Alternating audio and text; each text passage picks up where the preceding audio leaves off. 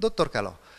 voi oggi qui partecipate a questa conferenza programmatica dell'edilizia della Convergenza del Veneto non per presentare i punti cardinali dello sviluppo, ma come progetti di mercato, presentando un progetto di mercato. Questo progetto si chiama ATTES e ce lo racconta. ATTES è un progetto che ha visto la collaborazione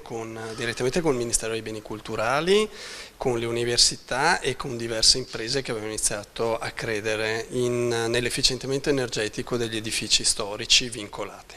Essenzialmente il mercato si sta spostando sul recupero delle strutture costruite e l'efficientamento energetico si ferma sempre sulla deroga nel momento in cui incontra problematiche di conservazione del patrimonio culturale. Patrimonio culturale non inteso solo come superfici di pregio, quindi affreschi, stucchi, lapidei, ma anche come paesaggio, che è vincolato e che ha un'importanza fondamentale anche per il nostro turismo. E nel momento in cui l'efficientamento energetico deve entrare in questi ambiti,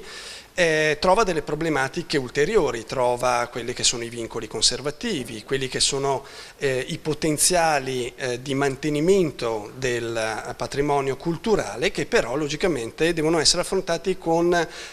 strumenti differenti, più specifici e più dettagliati rispetto alle costruzioni nuove. Il progetto ATTES svolge questo, cioè entra in queste problematiche e trova delle modalità e dei processi operativi che agevolano sia chi deve fare la progettazione, chi deve fare poi l'esecuzione, quindi le aziende, gli artigiani che devono lavorarci e tutta la filiera di produzione anche tecnologica molto innovativa che fa riferimento a quello che è proprio l'efficientamento delle nostre abitato. Siete in fase di progettazione o avete già qualche caso di